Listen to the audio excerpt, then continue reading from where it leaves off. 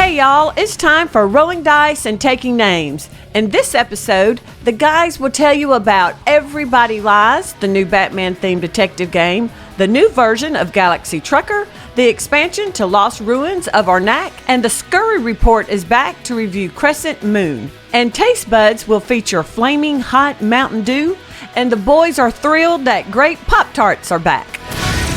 Hello and welcome to episode number 256, Walking on the Moon. This is Rolling Dice and Taking Names. I'm Tony. I'm Marty.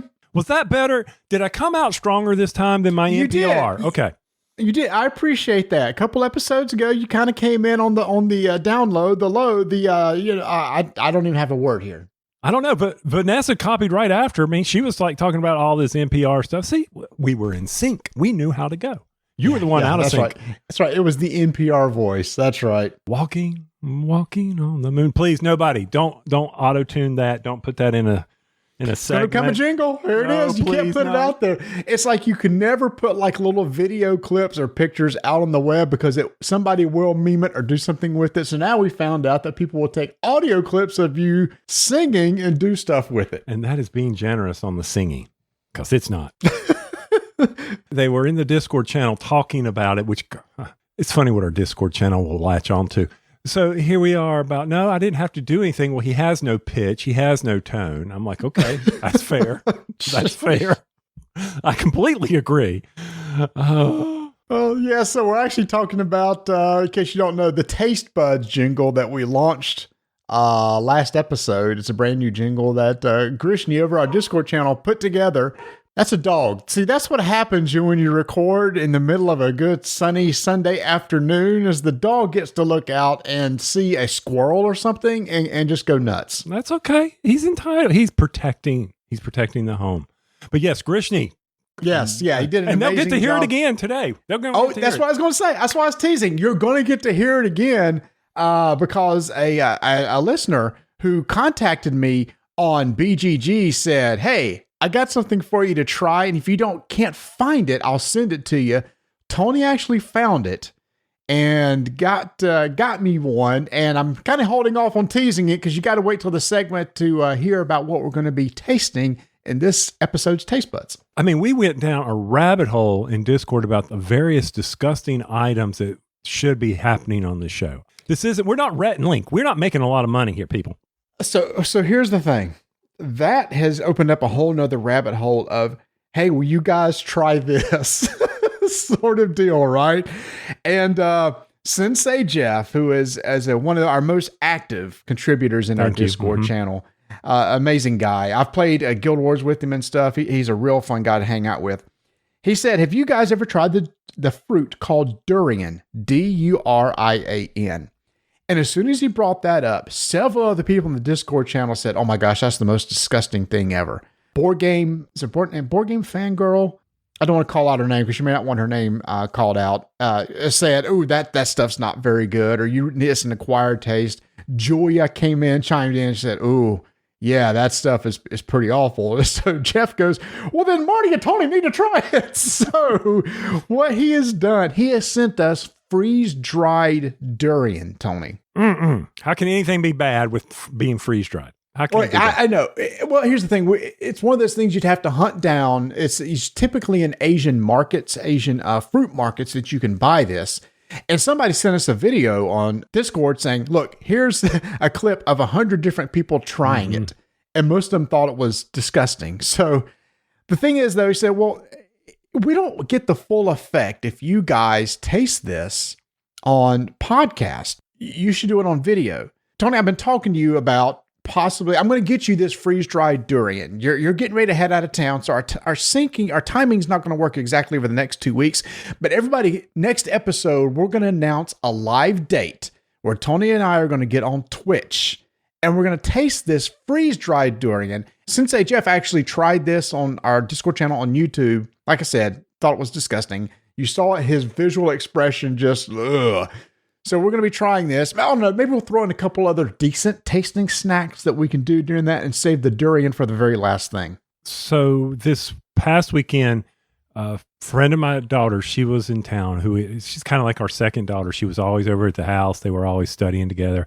She had come into town for a wedding, and I asked Dana, I said, Dana, have you ever had durian?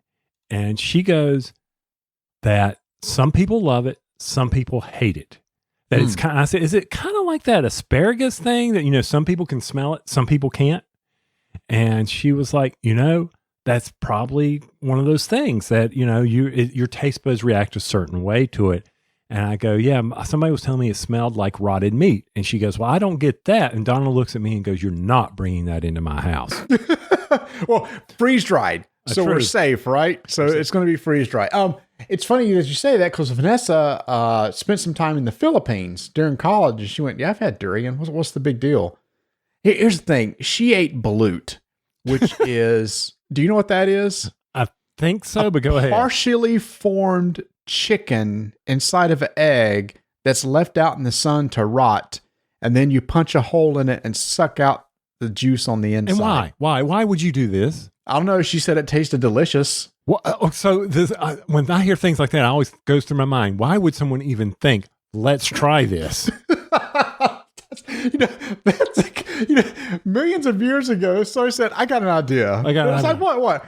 Let's take an egg and leave it out to rot. You mean like a regular egg? No, like one's got like a chick in it. Oh, okay, sure. And let's let it rot. And then let's eat whatever happens to on the inside of the shell. Yeah, let's go for it. Have you ever heard of the website Rent the Runway? Rent the Runway. I have not. Okay, she works for this. This is amazing to me. And I know I'm moving us off of here, but that's okay. I can do this. It's our show. It's this place where you can subscribe and they will send you clothes to rent.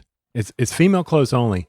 And you can cycle. And I go, this sounds kind of like the early Netflix. So it's like the Netflix of clothes? Yeah, where you would, I subscribe and I get 4 pieces of clothes and I can shuffle them in and out, in and out, in and out. And the thought process, and this I didn't realize how big this was.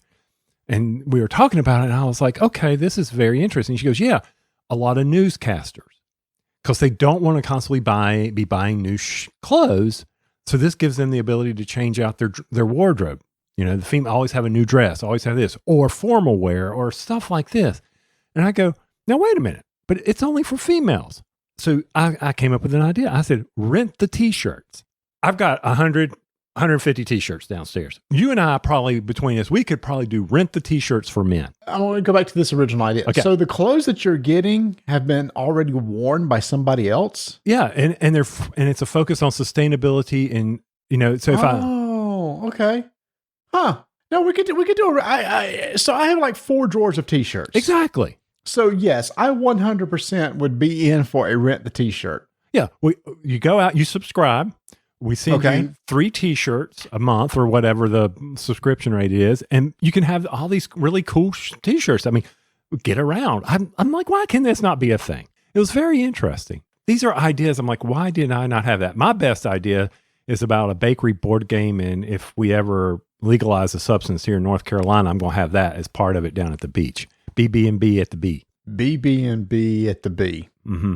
Bakery, board games, buds at the beach. Taste buds. Of a different kind, but yeah. Of a different kind. That's right. I need some help on this because that ain't me, but I'm just thinking, what better way? You're at a bakery and we all know that. I'm sorry. I'm really squirreling here. Sorry. That's okay. But I do want to fold back into the timeline of food because durian, I'm not sure how it's pronounced. We're eventually going to try the freeze dried. That's going to be coming.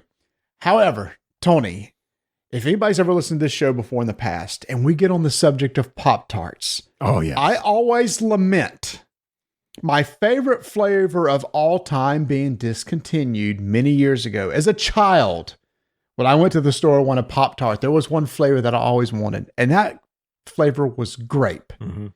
It was just announced that Pop-Tarts is re-releasing frosted grape, and I am so excited. When is it going to be here? I don't know. Because every time we announce this stuff, it's kind of like the mac and cheese ice cream. I can't find it.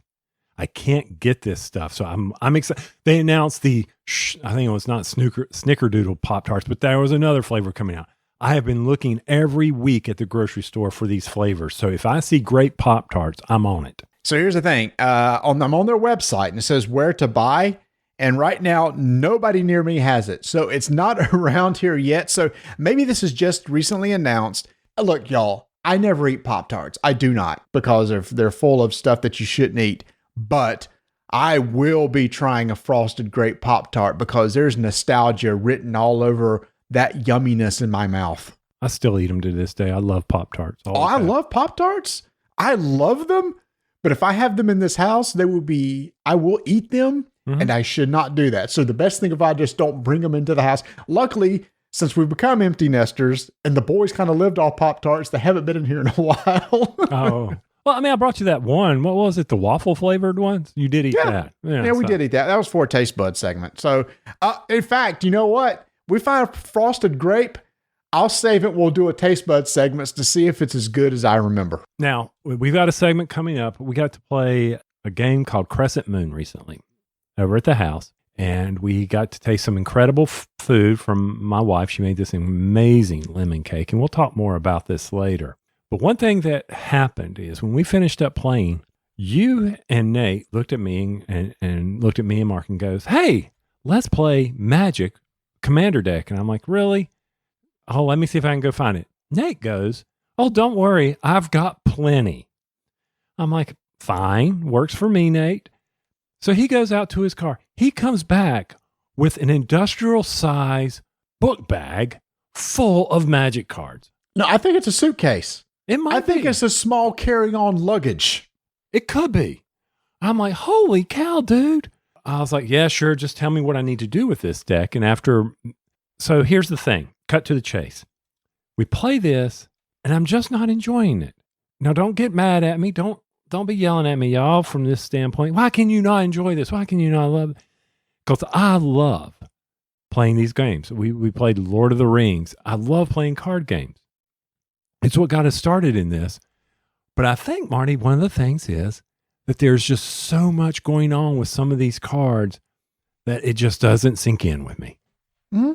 There's a lot of text on a lot of these cards and a lot of things for sure going on. In fact, yesterday, as if this recording just this week, some new Commander decks came out from the brand new set called Nuka Penna. And I got with the boys yesterday and I said, hey, it's finals week. You guys are stressed out.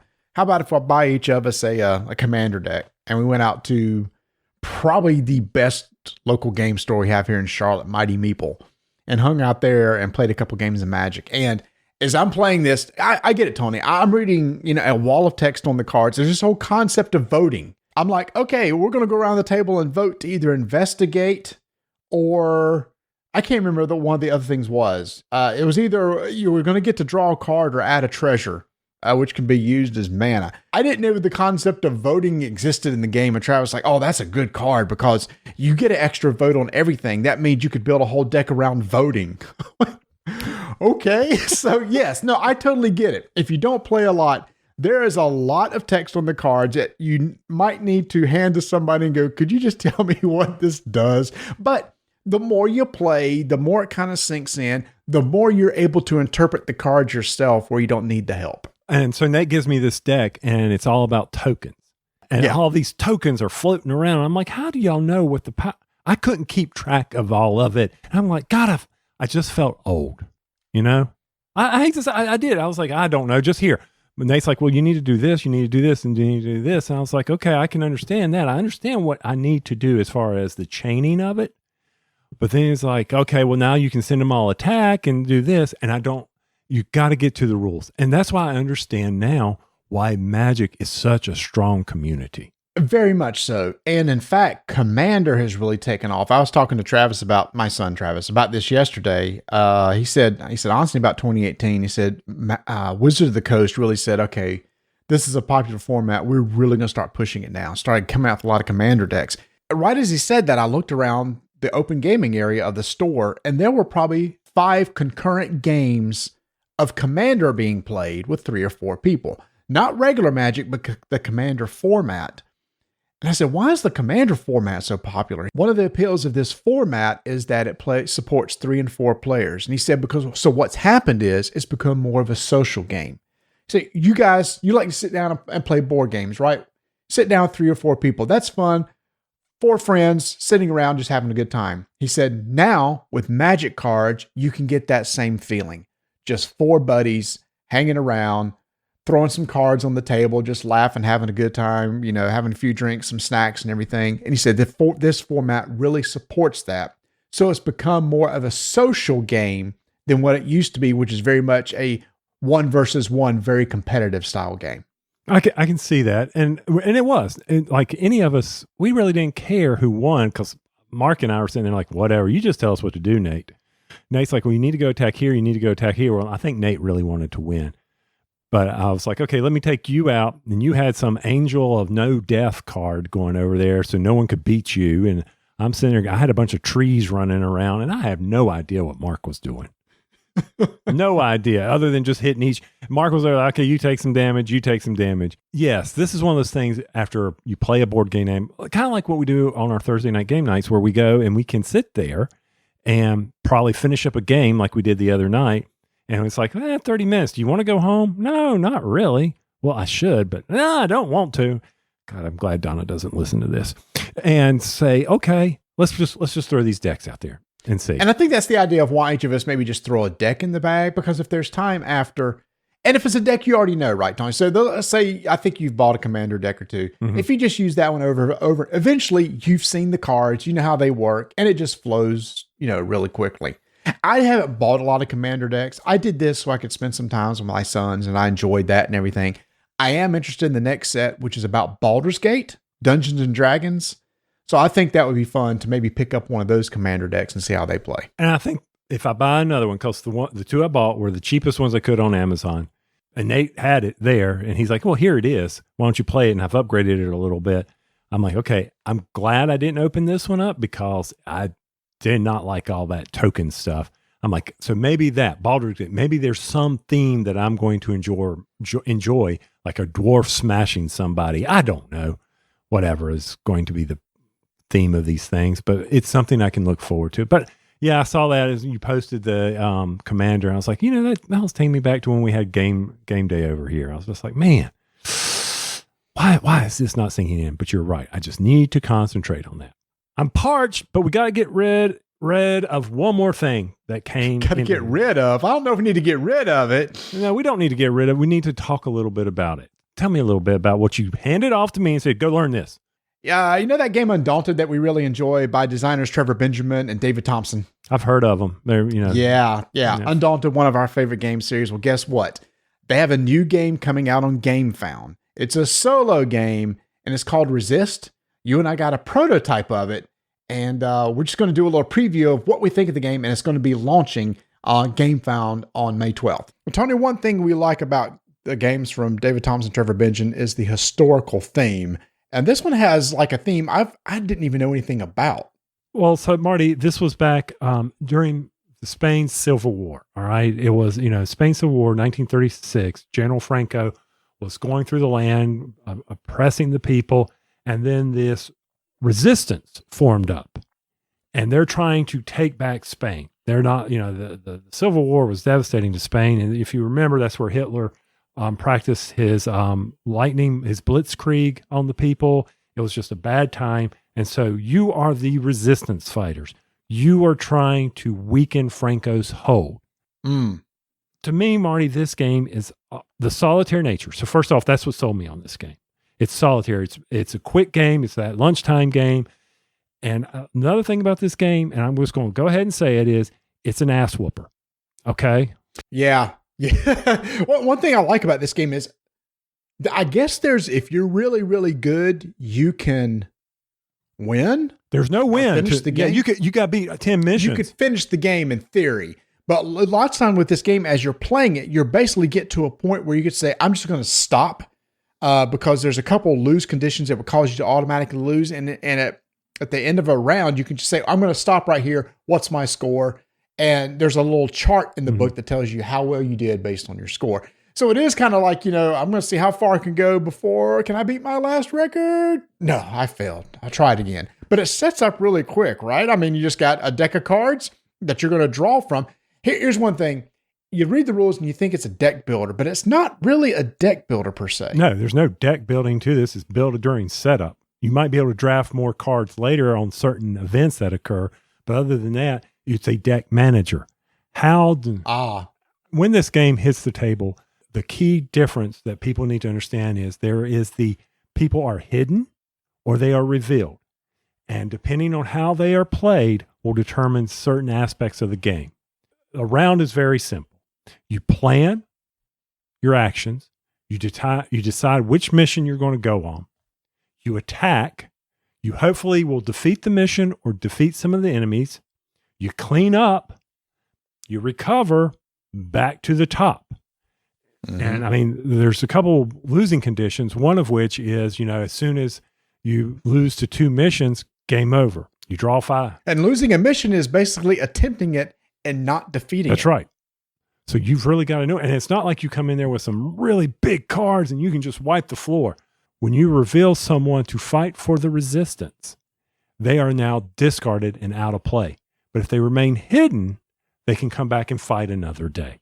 Yeah, so basically they go back into your draw deck. But the thing is, though, usually the hidden side of the card isn't as powerful as the revealed. So it's all a timing thing. When do I want to play this revealed card and know that it's out of my deck forever? Or do I want to push my luck and use the hidden side and keep this card for a future turn? Right. And when you beat the missions, you get the victory points. That's how you get the victory points. Various missions have conditions that come. Did I defeat it? Then this action will happen. Or if I'm in a mission, it has the defend keyword, which will kick off early. The enemies you face, they have various defend, survive, or defeat actions, and they're not kind to you. They're going to hurt you. Yeah, so each mission has a certain number of enemies assigned to it. So let's say I'm going to do a plan. I'm going to do some things to try to beef up my guys, and then I'm going to do an attack. You add up the attack values of your cards.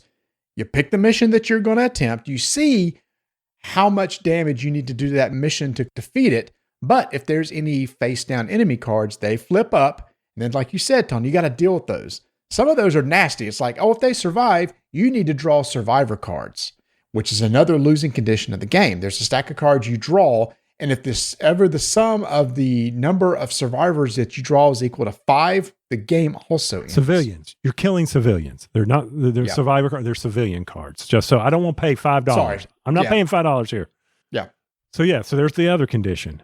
And so here's the thing. And if you defeat a mission, but not all the enemies, you replace the one you defeated with a new mission, which brings out more enemies. So now there's even more at that new mission that just came out. So you see how this kind of ramps up over time to the point you just say, stop.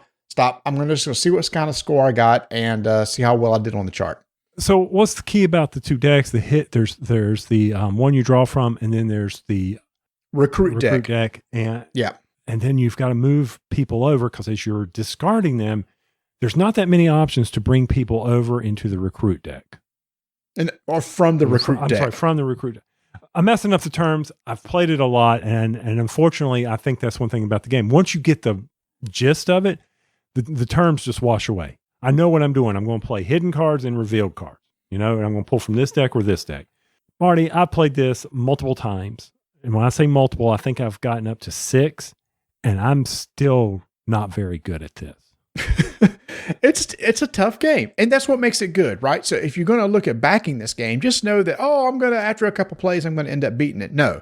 One thing I like too is when the game first sets up, they just say, just randomly set up the decks. You got the stack of cards, deal 12 into one deck, 12 into the other. One's the recruit deck, one's your hidden deck that you're going to draw from. The way to really play this game is, once you understand it, is recruit. You recruit cards and build the deck that you're going to be playing from. So you try to get the best strategy you can with those cards that you recruit. Yes, but there's only a couple cards that allow you to recruit. So it's hard. It's not that easy. I'm sorry. I say recruit. I mean draft. At the beginning of the game, you do a draft of cards to set up your decks instead of just randomly dealing them out. Gotcha. Okay. And let's not forget, even all the resistance, there are actually people loyal to Franco, the spies. That's how that will clog up your draw deck. You'll have spies. Oh, that's right. So there are some cards that will actually throw spies into your deck that just basically do nothing. And if you ever draw a hand and it's full of spies, that's another losing condition. I enjoy it. I enjoy these types of games that, it's strange, games that piss me off. Why do I want to keep playing it? Because I know I can do better. There's got to be a combo. I never tried the draft side of it. Maybe I'll do that next. Yep, try the draft as opposed to just to random dealing out cards. That's a way to kind of tweak your deck and make it better. So yeah, this is, again, coming from the same designers who gave us Undaunted, the Undaunted series, plus War Chest. And the Undaunted, the winner of a BGG, Golden. That's right. The gold for a war game. And also runner-up was Red Flag Over Paris, which we really enjoyed too. So congratulations to them. There is one other thing I will say before we get out of here on this game. And that is, I don't know about you, but the illustrations, something grabbed me about. Normally, I art kind of washes over me, but there was something about the cartoon style of this. You know what it kind of reminded me of? What was the game from CMON that we played? The co-op World War I game. Oh, you know what I can't now think of the game. I can't either. I cannot think of it. I know. Grizzled. Grizzled, yes. You know, the art style was kind of unique on that. It was kind of cartoony, but it was still kind of a dark setting. That's what this kind of feels like too. Yeah, the art is really amazing on this. And it's subtle colors, subtle pastels. And I'm just like, everything. I always like to say one negative. Why can people not find font size 12? Had to put on your reading glasses? I did. When you set up the mission deck, you have to pick era ones, a certain amount of era 1, era 2, and era 3. Yeah. I was like, good gosh, man. All you had to do was bring the box up a little bit. These are big cards. Come on. Oh, David, sorry, I just got to pick at you a little bit there, man. But once again, this game is from Salt and Pepper Games. Going to be on GameFound. Designers Trevor Benjamin, Roger Tankersley, and David Thompson, and illustrations are by Albert Montes. I hope I said his name correctly. It was very good. Hey, for me, it's a buy. Yep. And Tony, you said right before this you were parched, so you know what that's time for. Taste buds. Taste buds.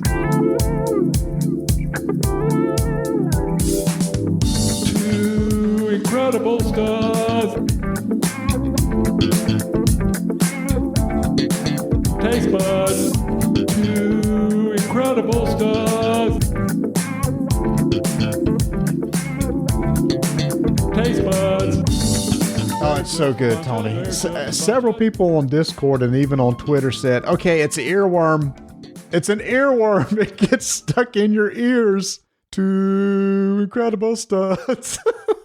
They have medication for that. For ear, well, I had something in my ear. It was some type of bacteria. They had to put taste buds. I'm so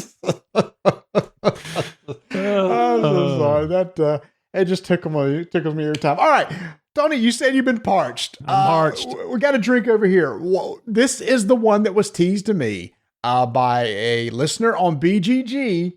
Tony found it. What are you holding in your hand? I'm holding Mountain Dew Flaming Hot, 20 ounces of pure gold, 280 calories for those of us worried about that.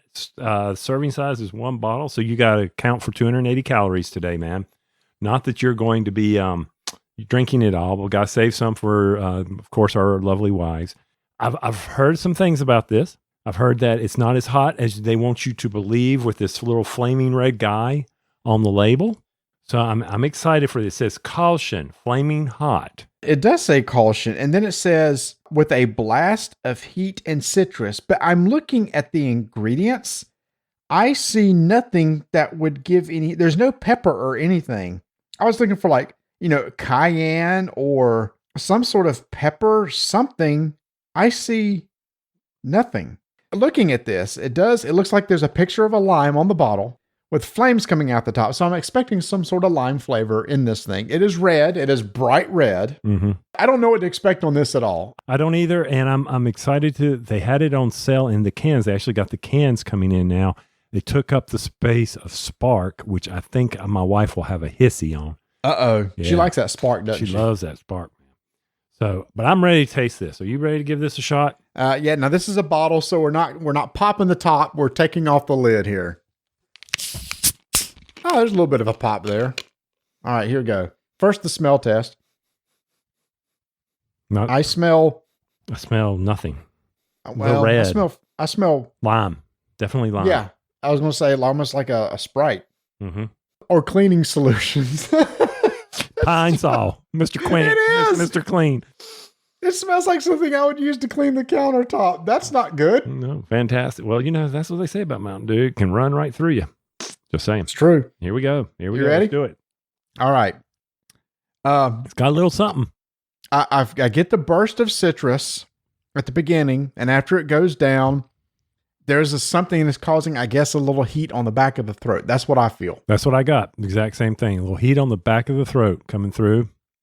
It's not a strong lime like I'm used to, but there's a little heat there. Here's the thing. I would like this more if they didn't try to throw in the heat. Oh, yeah. The heat does really nothing for. Number one, it's not hot. It's not hot at all. Oh, you know what this reminds me of? Real ginger ale. You know how real ginger ale can have heat in it? It's hot. I wonder if that's the ginger. Did you see ginger? I did not see ginger in here. Blenheim is a very popular ginger ale that's made in South Carolina. It's local, but it's considered real. It's my son's favorite. And what there is in the regular Blenheim, there's a little kick just like this afterwards. And they also make a very hot one. This is like just a regular ginger ale. Yeah, and I mean, after tasting it a few times here, I'm not, the heat's gone away for me because it's already there. It's already on the back of the throat. Mm-hmm. Yeah, I'm with you. Yeah, get rid of the heat, and this would be pretty darn special. Yeah, Kool-Aid. It kind of tastes like a fruit punch Kool-Aid, maybe a little bit. Yeah. Okay, well, it does not rank up there as one of the tops. It doesn't replace Code Red or any of the other ones. If there was I don't know, I was going to say if there was a zero sugar, would I buy a case? I don't think I like the heat enough. Mm-mm. It's there. It serves no purpose. Exactly. I'm with you. It's not like you're going to go out and do a TikTok challenge or whatever challenge you want to do of Mountain Dew Flammin' Hot. Whereas something like ginger ale, you're expecting that heat, and that's just part of the experience of having ginger ale. A real ginger ale. Canada Dry is not real ginger ale, y'all. So let's go down and get one of those jelly beans that had the heat to it. Follow it with this. There we go. So anyway, it's okay. It's okay. If you're curious, I would say buy a single bottle and try it. Do not buy a whole case of it. No, I wouldn't either. I'm glad I held off because the cans were on sale, and I was like, ooh, 3 for $12. I could pick up 12, a 12-pack. Nah, I'm glad I didn't. So actually, you know what's sad is I put the lid on it so Donna could have some, and I don't think I'm going to go back to it either. Well, I have another drink in here thinking, it's like, oh, if this is hot, I need to, it'll clear down. Yeah, I don't need to. I don't know. Here's the thing. I like the initial taste. I like the punchy part of it, the citrus. No, it's not doing anything for me, man. That's okay. Hey, you can't like everything. You can't. And that's why we're here for y'all. We're here for you so that you don't have to experience this stuff if you don't want to. And everybody's like, yeah, I didn't really care to know whether Flammin' Hot was good or not from Mountain Dew. I mean, that was a good $4.27 wasted. That's coming out of the RDTM budget there, big boy. I will tell you, when I saw it, it's like $1.99 for this. I can go get a 2-liter that's on sale right now for $1.25. What is going on here? Yeah, they get you in the single bottles. They always get you at the drive-through. Is that a quote from something? Yeah, it's Lethal Weapon 2, was it? Was it? And in the drive, it was the one with Joe Pesci. Yep. Was that number 2? I can't remember. It's not worth $5. He was in number 2. Okay, yeah, because they go to Subway and he doesn't get the right sandwich, and they always in the drive-through. I'm not using the right word. Oh, that's right, because he uses. That's right. Now I can picture him saying because he drops an F-bomb. Yeah, he does. All right. We got some games to talk to, but first, a very exciting announcement, y'all.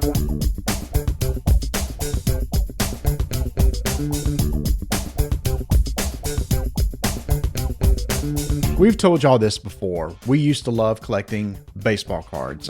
Tony started in the 70s too, but we really got into it in college, and we always wanted to be able to protect our investment and also to be able to enjoy them. So very early on, we loved to get like 3-ring binders and sheets to store our cards in. And one of the sheets that we always tend to really enjoy was these sheets made by Ultra Pro. They would hold 9 cards. And one of the things they really promoted was they will not yellow, because I've seen some other sheets that did yellow and they dry out and they can kind of mess up your cards. And so we want to make sure to protect our investment. So early on, before we even got into board games, we were using Ultra Pro products. So Tony, I remember you and I buying our boxes, going out to auctions, buying new cards, coming home and sleeving those things and putting them in binders so we could flip through them and look at them and enjoy them. We did. And I remember doing it with my baseball cards. I remember the biggest thing, it made it so easy to be able to organize decks, but loved how I could protect the cards, how I could protect what I thought was a valuable commodity to me, especially moving forward to today's times where I could sell them and finance my daughter's college education. Didn't sell a one of them. That didn't happen. Didn't happen. We had this grandiose idea in the early 90s. It's like, we're going to pay for our kids' education with baseball cards. Then in the early 90s, mid 90s, the baseball card market crashed and we never saw any benefit from those cards. So we got out of the baseball card thing, but about 5-6 years later, we started playing Lord of the Rings CCG, which is basically our entry point into tabletop card games. So here we go again. We're buying all these cards. We're sorting their cards. Like, wait a minute. What was that product that we used to use for our baseball cards to store our cards? Oh, yeah, that's right. Ultra Pro. Oh, look, check this out. Ultra Pro also makes card sleeves so we can sleeve all of our cards for our decks so that we don't have our grubby little hands all over them. And if we play with Cheetos, we don't mess up our cards. So we had a way to sleeve our cards and protect them. And then I would put them into binders and put them in numerical order so I could flip through. And like you said, Tony, it's very easy for building a deck. And then later on, Tony, I remember Ultra Pro made actual binders themselves with sheets already provided. I would usually just buy 3-ring binders and buy the individual sheets, but they made all-in-one binders. I bought a red one and I bought a blue one. Can you guess what game that was for? That would be Netrunner. Yep. So I had all my corporation cards in one binder, all my runners in another binder. And ever since then, that's pretty much been my staple product from Ultra Pro. So we have a long history with them. And as such, we've always thought it would be so cool if we could work with them in an official capacity. Well, let's fast forward to probably the end of last year. We started talking with Ultra Pro about working with them, maybe being a sponsor of the show. And we've gone through a lot of different things and ideas of how we can work together and things that we can do to help each other out. And we are so excited and proud to announce that as of this episode, Ultra Pro is now an official sponsor of RDTN. How'd you pull that off? Do they not listen? Do they not know anything? So here's the deal. It's like, yeah, I pointed to some of your episodes and I went, oh boy, this is not going to go well. So much for selling that. What do you mean? What do you mean you want to kick the tires before you buy? What's going on here? What kind of crap is this? Trust us. We're good. We know what we're doing. Your commercials are going to be top notch. Trust us. Yes. Just like we trusted your products in protecting our investment into cards. Oh, gosh. So what are they protecting? What are we protecting for them? It's probably not integrity at this point. No. So anyway, we are so excited to be working officially with Ultra Pro. What does that mean? That just means each episode we're going to be talking about some amazing products coming from them. And guys, y'all may not even realize this, but they also provide board games. They also a place you can go get board games. For example, Tony, you are a big fan of Ascension. They officially work with Stoneblade Entertainment, and that's where you get your Ascension games from. Yes, but you're absolutely right. I would get all my Ascension games from them and appreciate them continuing that crack for me, having to play that game. Oh, so good. I'm going to their website right now. And what people don't realize is Ultra Pro, not only it's cards, but they have the comic protectors. Yes. I've got an order in for some comic protectors. I'm very excited to do that. I need to transfer another one of those things that I swear would put my daughter through college, my comics. I pulled them down the other day, and the bags that they were in, they need to be replaced. So I need to get that happening. They've got various, deck boxes, play mats, and then, they've got something that I'm interested in is sorting trays. card sorting trays. Yeah, so that's for if you do a lot of like opening of booster packs. You remember how we used to sort cards by, hundreds, tens, etc., and then we would, get them put in the right order. So as you open up decks of cards, you would put them in certain slots on the tray. Here are the 10s, here are the 20s, the 30s, 40s, 50s, etc. So you can easily make sorting a lot easier. So that's kind of what that works. Earlier in the show, we talked about Commander and Magic. They work together with Wizards of the Coast and have official Magic the Gathering branded products, play mats, sleeves, deck boxes. So if you're really into Magic and there's a certain commander or a planeswalker that you like, almost guaranteed they probably have a play mat of it. One of the things I really like from this, very simple idea, is a play mat tube. It's like, these play mats, they won't stay rolled up in anything. They have a clear play mat tube for sliding your play mat in to take care of your play mats. So they have a lot of different products. And here's the thing, y'all. Starting right now, if you go to their website and you order anything from them, when you check out, if you use the code RDTN, you'll get 5% off your order. That is not like a limited time, as long as they are the sponsor of our show. And who knows, next month, they may listen to an episode and go, okay, this just ain't working. So maybe this is a limited time offer. But you want to go out to Ultra Pro, throw some stuff in your cart, use code RDTN and get 5% off your order. Shards of Infinity, Killer Bunnies. They got all these games. Oh my heavens. Tons of stuff out here. See, now I'm going down another little rabbit hole just looking at their, how many pages is this? This is a total of 10 pages on games. Cuban Missile Crisis. We like that game. They've got that on their that's list. right. Yep, enjoyed that. And an upcoming episode, we're going to be talking about Ascension Tactics, who is also from Stoneblade Games and Stoneblade Entertainment. So maybe they'll eventually have that in stock too. They can sell. So, y'all, we're excited. Ultra Pro has been a part of our hobby in some shape or form since probably the 80s. And to be able to work with somebody that we have so much respect for, so we're just thrilled to death to have them on board. So show them some love, y'all. If you want to help us out by showing that their investment might be worthwhile, go make sure to go check out some links. We'll have some links in the show notes. Head over there, check them out. Buy some sleeves. Everybody always needs sleeves for not just collectible card games, but just your games in general, ways to protect your investment. And Ultra Pro has you. And by the way, I have albums from the early 90s, looked at them, all the cards in there, crisp, they look great. The Ultra Pro sheets are not crinkly, they're crisp and clear, so they do stand the test of time. That's ultrapro.com.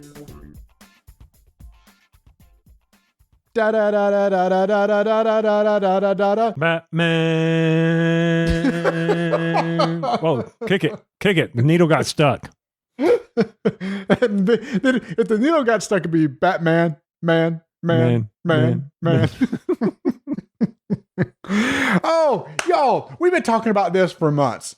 Portal Games announced in their detective series of games a new Batman-themed game called Batman Everybody Lies. Tony, you and I sat down. We played this game together. We played the first of 4 scenarios. It's a prologue plus 4 other scenarios. We sat down as characters. Catwoman, I played. You played Vicky Vale.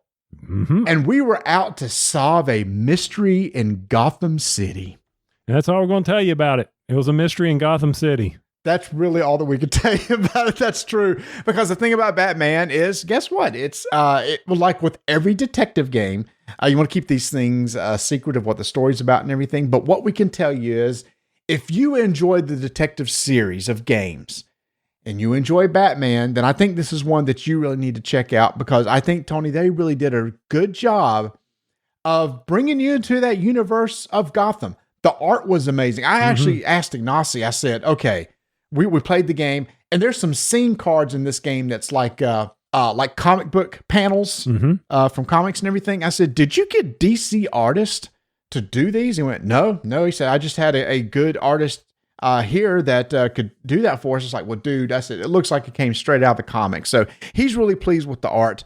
The art does look great, and I do feel like I was in Gotham.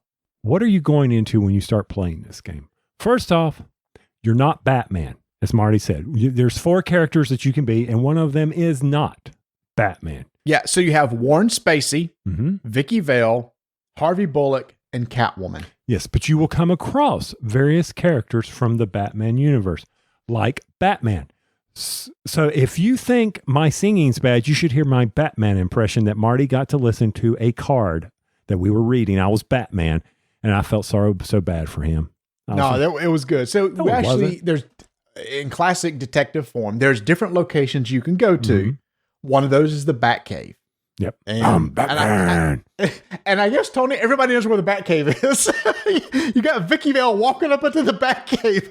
Actually, this was Catwoman. It was Catwoman that went in there. That's true. That would make sense. But see, now we're giving something away. We shouldn't be giving it away. So I know, but that is just a location card in the game. So there's several locations. There are several locations in this game that you get to move to for freely. The Gazette. You get to move to the Gotham City police headquarters and stuff like that. But so people may be wondering, well, I've played detective before. What's different about this game?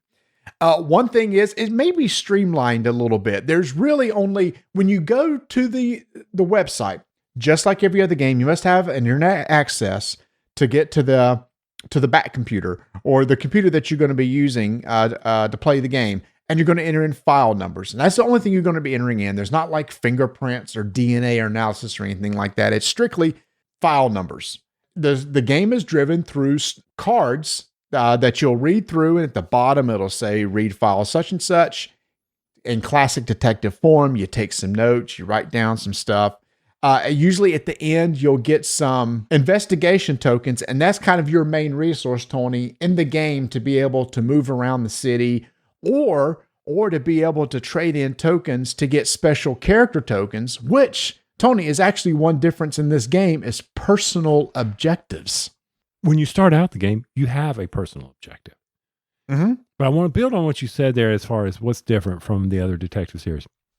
This was probably one of the big things that I enjoyed the most for the game was it seemed easier for me to track how long we've been playing. Okay. All right. So Vienna Connection, Detective, it's been a while. You play them one, done. You and I, we could probably go back and play them all again and not remember anything. Sure. 100%. 100%. That's so true. I felt like, okay, I exhaust the lead. I move the counter. Ignacy must have been thinking of me because it was simple. Did we exhaust that lead? Yeah. So I never felt like I was lost in the time.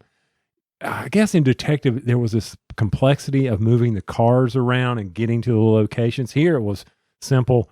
To go to this location, you just you can either go there for free or you spend evidence or investigation tokens and another character token, and you're able to go there. It was so simple. Yeah. I think in the original game, the places that were further away took time to get to. Mm-hmm. So you had to spend time in order to get to certain locations. That kind of concept is kind of gone right here. So the game tracker, the time tracker, the round tracker of the game is when you pick a card and you read it, you need to move the tracker every time you pick up a card and read it. So the goal is try to solve the case before your time runs out, but you're also measured on how well you do. Because at the end of the tracker on the game board, there's a green zone, yellow zone, and red zone. If you can solve the case in the green zone, your score will be higher than you would if you're in the red zone. And also kind of tracks how well that you do too. So you can compare to somebody else. Oh, I solved this case in the yellow zone. How about you? Oh, I solved it in the green. It's like, oh, yeah, whatever. Stop flexing on me with how well you do and everybody lies. I was pleasantly surprised at how well we did. Oh, we did pretty darn good. Mm-hmm. This case took, about 2 hours? Yes. The first case? Yeah, even with our speed reading. Oh, whew. Now, y'all, there's a lot of reading.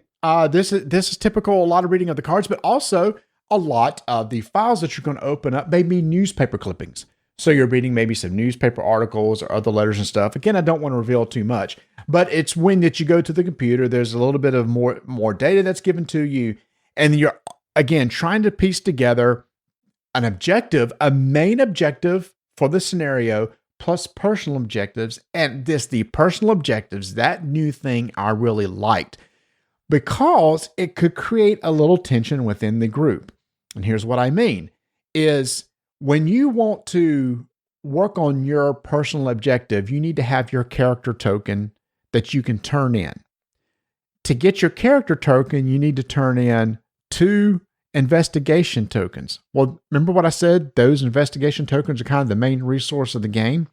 So those are also used to maybe move around the board and help on the main objective. So you can't hoard all those yourself, Tony, because if you use all those in order to turn your personal objectives, you're not leaving any in the pool for the main objective, and somebody else may get upset with you for doing that. Yes. You got to work together. Did you feel like we were out solving a mystery here? Did you feel like we were trying to be detectives? I did. And again, it's the personal objectives thing that I also dug too, because I kind of on the side, I knew it's like you said at the very beginning of the scenario, Catwoman, who I played as, was given a goal. You want to find out this, which is different than your goal. And when you work on your personal objective, there is a separate deck of cards that you pull from that gives you information about your own personal objective that's different from the main objective deck. I was so bent on trying to solve the main case. As we were reading these cards, what clues? Where are the clues that have been written in here? How is Ignacy trying to get me? Because everybody lies. Every one of these characters I interviewed, I felt that's where I went into the mind is they're lying to me.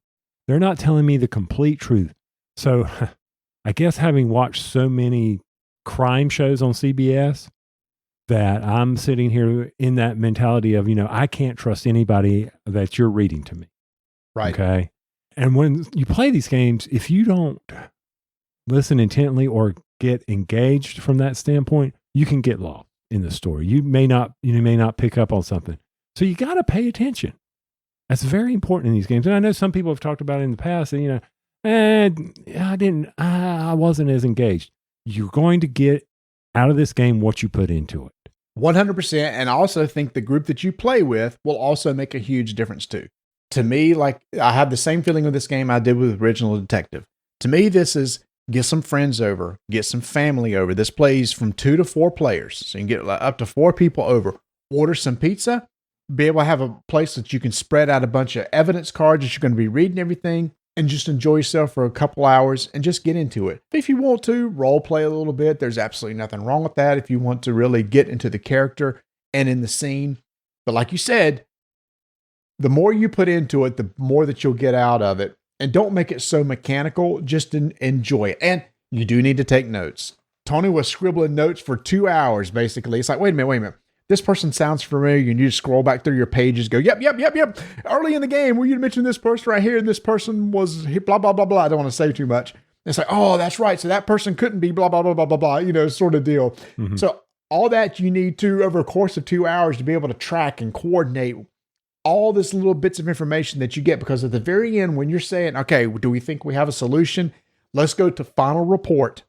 And then it's going to ask you questions about the main objective. It'll ask each of you questions about your personal objective. And at the very end, give you an overall score. The thing is, though, you have all these options of different lead cards that you can follow. It's picking which ones to do that makes the most sense. But a lot of those may be dictated by how many resources do you have. The first time you go to some of these locations, they flip over to the exhausted side. And the next time you go to them, it takes a few more resources. It takes an extra token to get to the exhausted side of a location. Now, once you do, it flips back to the unexhausted side. It's one of those things, every time you go back to a place you've been to at least once, it's a little bit tougher to get to. It's going to take some more resources. So you want to make sure to be as efficient as you can with that resource pool that you have. So again, if you like Detective and you like Batman, I think this is a really good merging of these 2 different types of things. I think the art is really good. You get a good group of people to sit down and play. If you know this universe, there's little Easter eggs in here. I love seeing that there's a map of Gotham so that you can kind of look around different locations within Gotham. And if you know the DC Comics, Batman, you'll see these little Easter eggs of names of places and everything, which I really also enjoyed. And I think it's important for everybody to realize, because when I first saw this and did do a lot of reading into it until, it started to become a reality for this game coming out. I was thinking you were going to be, I was like, how are we going to work together as Batman? Am I going to be Robin and so forth? But no, you're people who are working, and it's their speciality. That's Vicky Vale. She's, at the newspaper. It's Catwoman going into the underground. It's the detective for the police station. He's got certain access. So that's the key information you need to be pulling out from that as you're playing that character. That's your trait. That's what you're going to be using and so you assign that to the people so that they can become engaged and involved. And I know this is bad of me, but it is what it is. Vienna Connection, it was hard for me to follow with some of those names because they were Russian names. Nothing, I mean, it's just, sure. I couldn't. You're just not used to hearing those Russian names in everyday vernacular. Right. So it was hard for me to keep track, even with my notes. How did you spell that? What? I was even having trouble doing with this game. You said, what was it? A name that you said, and I'm like, who? Moody? No, not Moody. It was this. Huh? What? How do you spell that? So it's important. But yeah, you're right. The notes were very important. I like the setting. Be interesting to see how we do on future ventures. So I'd be curious to see, hey, if it does well, maybe we'll get some more adventures within Gotham City. Again, it looks great, plays great. It is probably a little more streamlined to me than Detective. I like that. I like that too. I think it's easier to jump into the game because the rules look more straightforward. Because it's about the stuff that you're reading and the people that you're playing with, and not having to manage the actual game itself. The game gets you into the story, then it's up to you to go through it and complete it. So that is Batman Everybody Lies from Portal Games. Plays 2 to 4 players, about 2 to 3 hours per scenario, by designers Veronica Spira and Ignacy Shevchik. And this game would not be up for the running of the Squirrelies for best game we didn't play. We played it.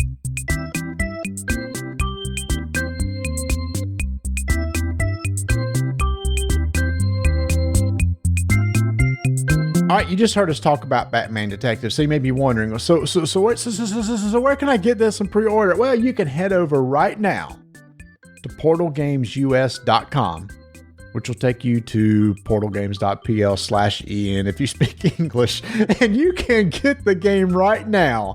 You can buy Batman Everybody Lies, which we just talked about as the new game in the Detective series line of games. Also, you might want to pre-order Gutenberg, which is a totally different type of game. They're bringing over that Euro game to the US, which I'm excited about because I heard some great things from Essen, so I can't wait to play it. So you have that. You got coming up around Gen Con, you got Brazil, which I am super excited about, Tony, because it's called, get this, it's called a Euro X. So the idea is that it's a 4X game mixed with a Euro. And it's by a Brazilian designer. The art looks absolutely amazing. That's what drew me into it. The art looks so cool. And I know with our game group, Tony, they like 4X games. They like Euro games. So if this really works of a Euro X game, this is going to be a big hit for our group for sure. So there you go. Batman, Everybody Lies. Go pre-order it, coming out soon, if not right now. Gutenberg coming out in June. And then keep an eye out for Brazil. That's going to be coming out later in the summer. So many great things going on at Portal. And y'all, I don't think they're done yet. So head over to portalgamesus.com.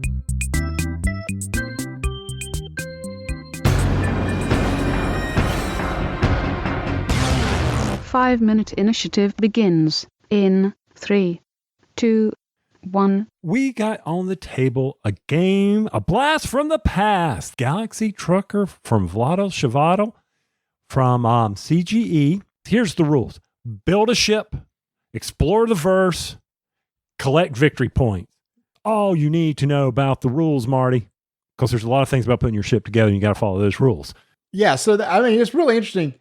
I've played this game once, and that was many, many years ago when I went to Dragon Con. I think it was like 2011, 2012. So I only got to play it one time. So I don't remember much about it. So when you retaught the rules of basically, you got all these tiles that are turned face down in the middle of the table, and then you're going with one hand, you're going to flip it over and try to build up your ship. It's like, okay, so why? It's like, well, Marty, because we're going to be facing these cards that I've dealt up out here. This may do things to you. You might get some really cool cargo that provides you victory points, or you might have somebody that's these meteors that you're trying to deal with. I went, okay. He said, yeah. So Marty, what you want to do is make sure your ship has some lasers. For shooting those asteroids. Oh, okay. I'll do that. Make sure you have some storage bays for collecting those resources to get you victory points. Oh, Okay, I'll do that too. Well, Marty, hold on. You need to make sure you have like pods for people to be in, because you might need to send people to a planet to get those resources. Oh, okay. Oh, Marty, wait a minute. You need shields? Jeez, Tony. Oh, what for? Well, because if something hits you, you don't want to take damage. Okay, I'll do that too. Oh, Marty, you need engines. Okay, well, that one makes sense. All right, go. Oh, okay. So I started going to building a ship. And then when somebody finished, they flipped over a stopwatch or a timer, a sand timer. We were limited to how quick we had to finish the ships. And then when we were done, it's like, okay, let's see how we did with all those cards. It was like, whew, that was a whirlwind. It was all, but it's fun. I'm sorry. It is fun. It is fun. And I was really stressed out because there are all these little rules that you have about what needs to connect to what and everything. And then what was so funny is we played with Mark, who's played before. And after we finished the first round, you said, okay, let's make sure everybody has valid tiles on their card or something like that. And it's like, yeah, Mark, you can't have these two edges up against each other because there's a certain rule that you can't have a connector to a blank space. And went, oh, so you had to remove that. Or what was cool, Tony, was if you have like a whole section of tiles that's held onto the ship just by one connector and you take damage, you lose all those tiles. Lose all those tiles. They're floating away in space. So you're going to take negative. And your engines, when your engines are firing, it's a race to get back because you're picking up some cargo and bringing it home. And whoever gets home first gets more victory points. And you actually play it over 3 rounds. Uh-huh. So as the ships get bigger and bigger and better, but also the people out there are trying to take your stuff, and meteor storms are getting more intense. So there's a lot more to it. And probably one of the things that I like about this game that, I always encounter is when you draw a tile, you don't have to play it. You can put it back on the pile face up so others can get it. Like I don't have a place because the minute you take a second tile, whatever's on wherever you place that one on your board, it has been welded into spot. So I like that. You're able to look at it and say, I don't want this put away. Maybe I'll come back to get it. But you also risk someone else will now see it. So this race is constantly going on. Learning the cards. That's the challenge for this game. How the cards interact, how the meteors work, how the pirates work, what you're going to do. The combat cards were hilarious. So what did we come out of this game with? Probably one of our favorite stories for the year is going to be how Mark took a shot up the back end and it destroyed his ship. Because he had no shields back there or no lasers or anything. Because here's the thing that's really interesting too, right? Is when a meteor comes your way, you got to roll dice and you're placing your tiles on a numbered grid on your board. And the die will tell you which direction that meteor or something's coming from. So you want to make sure maybe that you have firepower up to, we didn't mention this one. You got to have batteries to power your shields so there's all these little things you got to keep track of. I didn't realize this. So this game first came out in 2007. I didn't realize it was that old. And this version that we just got is a brand new re-release. And if you have the original, here's the difference between the two. There's new art, more ship tiles, tweaked card effects, and streamlined gameplay that consist of only a single flight through space, but you may want a longer, challenging experience where you do a 3-flight game, which is where you can do the different ships. So I love just the single flight games. That's one of those you can just sit down, do a single flight on a single ship, and just kind of reset and repeat sort of deal. And I can see where this is one. It plays, 2 to 4 players, and I can see where Donna loves her Carcassonne, so I can see where she and I would be doing this. This is one of those. It's a fun game. Yep. And what a single flight maybe what takes 20 minutes, 20, 30 minutes at the most. Once you know the cards, it only takes 20 minutes. The biggest time is basically building your ship. And if somebody's really, really good at building their ship, it'll go a lot quicker. Yes, it will. If they know how the pieces, that's one thing. If you play against someone who knows all the various pieces and how they connect, they will mow through that. And that's one of those things. That's okay. So really enjoyed it. That is Galaxy Trucker. This is the re-release from CGE Games. I'm sorry, Czech Games Edition. It's not CGE Games. Well, I think they go for CGE for short. CGE for short. And this is from designer Vlada Shavato. 5-minute initiative is complete.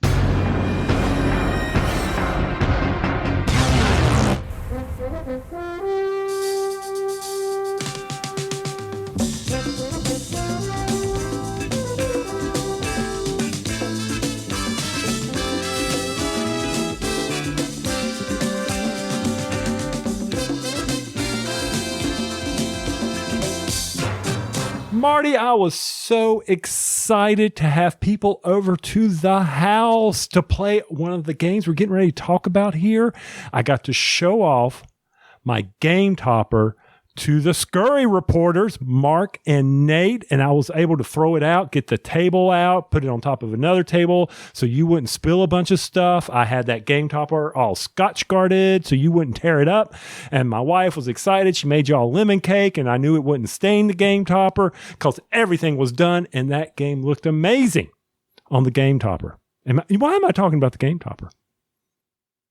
I was asking you a question. I don't know, Tony. Rhetorical. I don't know. There's three people sitting here. We don't know who you're talking to. It doesn't matter if somebody chime in, or is this just like a normal game day when the four of us get together? We all just sit around and look at each other. Oh, that could be it. Yeah, so first off, Nate and Mark, welcome back. I haven't realized this, but because of the all the pandemic stuff, we all haven't got together and recorded since April 7th, 2020. And for those who don't know, Mark and Nate are some of our gaming buddies, along with our other buddy, Bert. And these two guys will come on and do a deep dive of a game, especially one that we feel deserves some expertise and intelligence that Tony can't provide. So, guys, welcome back. Well, why aren't they on constantly? Yeah.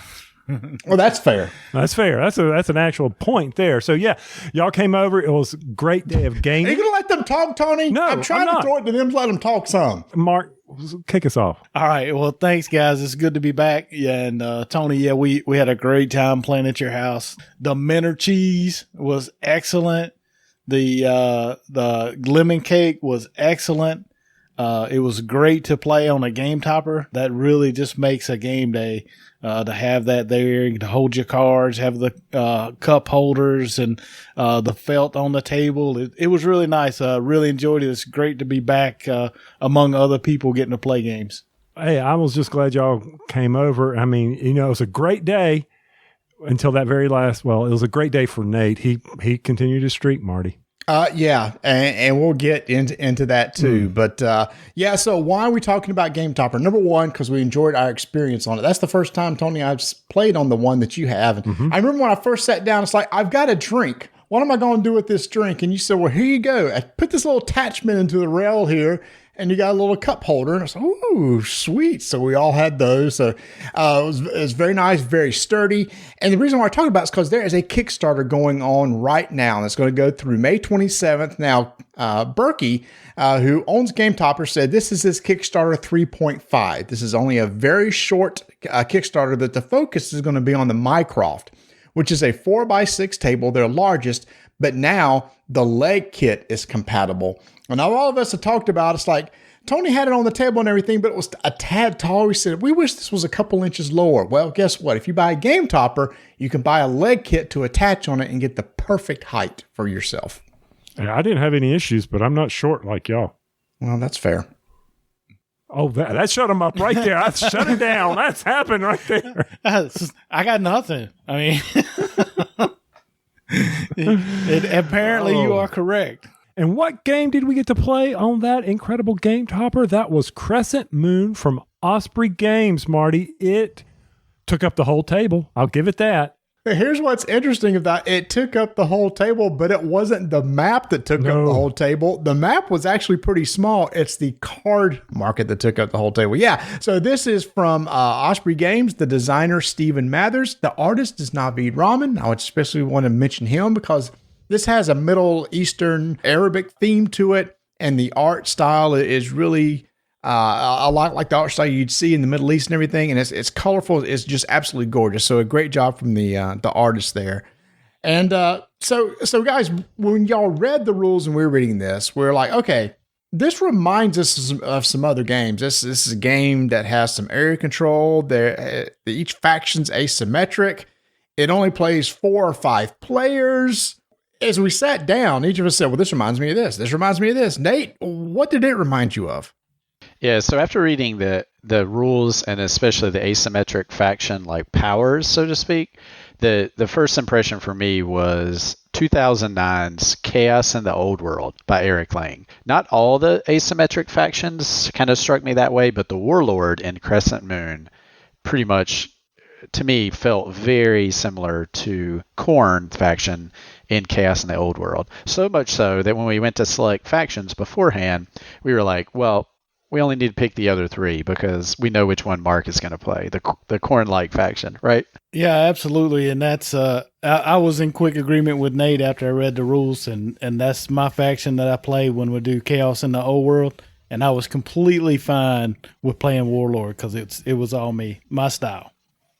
Yeah, and there were a couple other games, but that one was the first one for sure. What other games did you guys think it reminded you of? Mine was there was 3 actually. One was PAX Premier, and that's because of the card mechanic are similar, and they also both play on fairly small, fairly tight area control boards.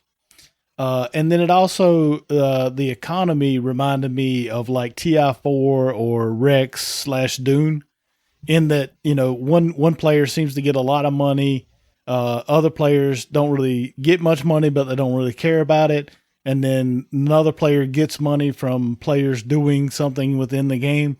And so that aspect of it reminded me of those games. Yeah, and actually, I hadn't really thought about it until you mentioned Dune and Rex, but Crescent Moon has a mostly closed economy system where, when you buy cards, you pay the player whose color card is. We'll get into it later, but it's a semi-closed system, kind of similar. I think Dune and Rex are completely closed, but it did feel that way. And one player is great, has a vastly better economy than the others. And to me, it reminded me of a couple games. I think one of the most obvious when people sit down and play this, it's going to remind them of Root. Root's a very popular game. You have very much asymmetric factions. They all play totally different. A lot of it has to do with it. There's some combat, there's some area control, and you're all trying to get victory points. So I think Root's going to be a common comparison. I said it also reminded me of coin games, like Cuba Libre, which I've taught you all how to play. And the reason why is because there's 2 concepts there. There's control of spaces. You basically have hex tiles on the board. Each time you set up the map, you can use a random generated map, or they have suggestions for map in the back. But if you control a hex tile, you called to have control, but you can also influence a tile. And that influence control is very much like Cuba Libre, where there's somebody may control it, but somebody else may influence it. And so it reminded me of that one. Tony, did it remind you of anything? So I'm not as deep as y'all, which is obvious. So for me, I was sitting here thinking, did it remind me of anything? Not off the bat, but later I was thinking, how could this not be Small World-ish? Okay.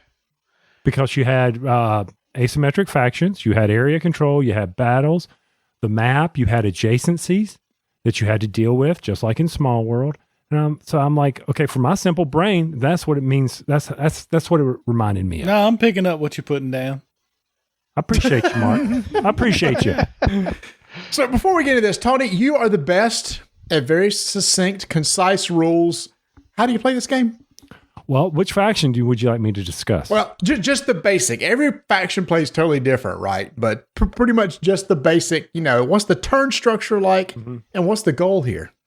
Oh, man, the goal. It was intense. It took a lot of time for us to understand, but it was to get the most victory points. Oh. Amazing. I know. So ingenious. Yeah, and it wasn't like the victory points all came at the end. No. Every faction had its own way of getting victory points, so there was the complication of this game. There you go. And that also reminded me of coin games, too, is because each faction, in like Cuba Libre, has different ways of getting victory points or measuring their progress in victory points. Here, it is really at the end of the game, whoever has the most wins. But like you said, Tony, you really can't go over what each faction does because they're kind of some of them have some of the similarities, a bunch of moving and stuff like that. But this game is broken up over years. In the basic game, there's 3 years, and everybody gets 4 turns per year. For a whole game, you're only getting 12 turns, which we found out was pretty tight. Yeah, and you're taking an action, and they're all there on that nice player aid. Osprey Games, excellent player aids. Yeah, so it's also each round is broken up into different phases also. I just kind of jumped straight to the player actions. But right. So actually for this, I think this worked out really well. So before the game started, everybody picked their own factions. Like Mark, you picked Warlord. They have these really nice inserts or these individual faction sheets, and I copied those and sent them to all of y'all. And we all kind of came in and sat down and knew how to play our faction and was able to explain it to others what to expect. I don't know if we knew how. Only one person really knew how to play this game. And who was that, think- Tony? It wasn't me. Okay. Not me. I felt like we all knew how to play, and I might have stumbled into a victory here or there, but Stumbled into a victory. no, I did know. I had a good grasp of the rules. To Marty's point, this game, you could. It's one of those games where if you play coin games and other area control games, you're going to be at home with many of the rules. It has some complexity, some juicy bits to really sink your teeth into. But I didn't find it overly difficult to learn. But the asymmetry, just like Root, is the barrier to entry. But the actual how to play, wasn't that hard to pick up, honestly. How to win, now, it took us the full 2 plays to figure that out, right? But that's okay. That's part of the joy of exploring a game like this. I still don't know how to win. Well, let's be fair. Only one person knows how to win because they won both games, and that was There Nate. you go. But I do agree, Tony, that the player aids were excellent. They were very succinct. Is that the word I'm looking for? Sure. Concise, succinct, and were you able just to look at your player aid and figure out what you needed to do and where your faction needed to go. What stood out about this game to y'all? I've got an easy one, and it applies to all factions because it applies to the game. So Marty mentioned that this game, you only get 12 actions, and there are pluses and minuses of that. But the biggest plus is you get to play a big area control coin-style game.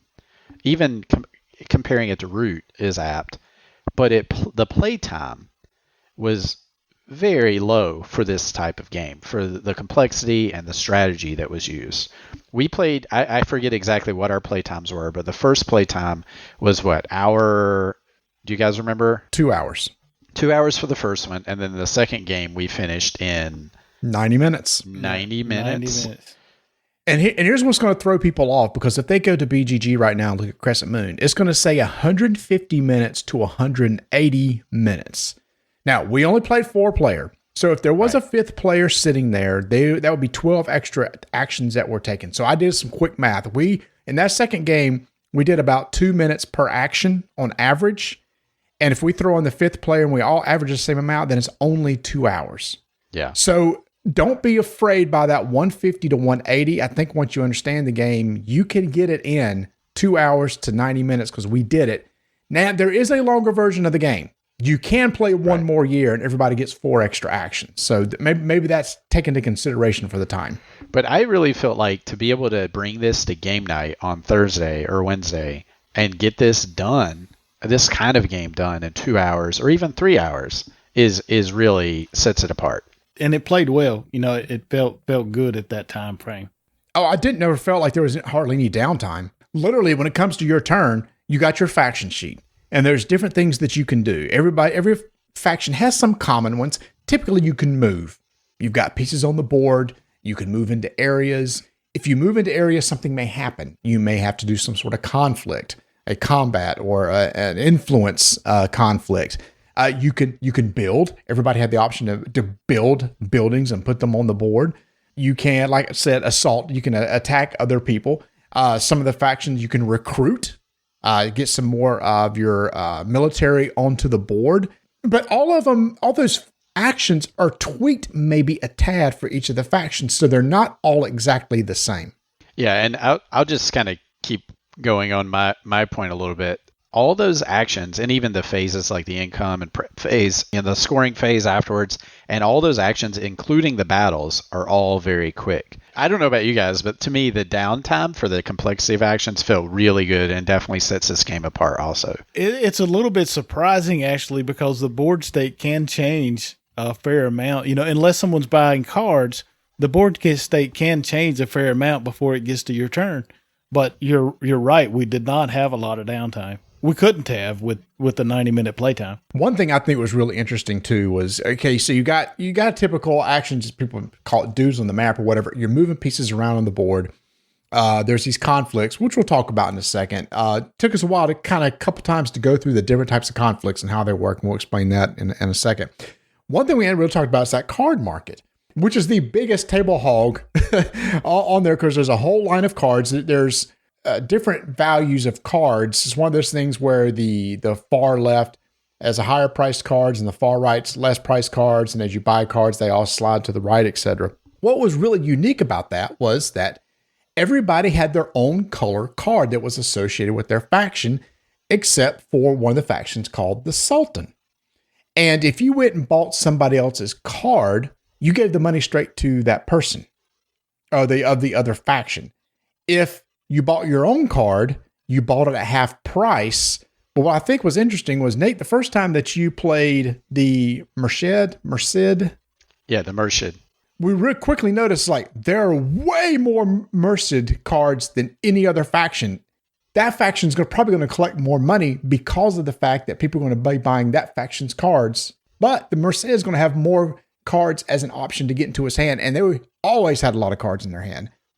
I think the cooler cards are the Merced cards. And there's just the distribution in the deck is asymmetrical, like many other things in the game, which is really, going back to Tony's original question, what makes this game cool? That's cool. And then compare that to the Sultan. The Sultan had their own little market of cards of 3 cards. When they went and bought a card, they could just get any of those cards just for free. If somebody else wanted the Sultan's cards, you had to make a deal. Now, this does have some diplomacy, some negotiation built into the game, which I also appreciated. One of those was, whoever's playing the Sultan, another person goes, hey, I really want that card right there. What will you sell it to me for? Start wheeling and dealing. And also, when you go into conflicts, if somebody else is there, especially the Merced, this is another thing about the Merced, if they're adjacent to a place where a conflict's going, that faction can actually help influence a conflict. And thus, there's some buying, especially that first game. People were just giving you victory points. Dude, please support me. Please support me. Yeah, there was one like pivotal battle that Mark was actually started as the warlord, and I allowed Mark to bribe me 5 victory points in return for me playing some cards for him and calling the tiebreak in his favor. Unfortunately for the warlord, the battle did not necessarily go his way, but he still won, but he didn't take the province. I still got the 5 victory points, and the rest is history. Yeah, that was a big mistake. Tank my whole first game. It was epic. We were talking about it all afternoon long. Yeah, it was awesome. But it was also like the first big battle. So it's like, okay, let's push some buttons and pull some levers. Yeah, that's see true. how this works. And I probably shouldn't have done that. So in this game, probably one of the more complicated or confusing things for me was the difference between control and influence. And presence. I mean, some people completely overlook presence.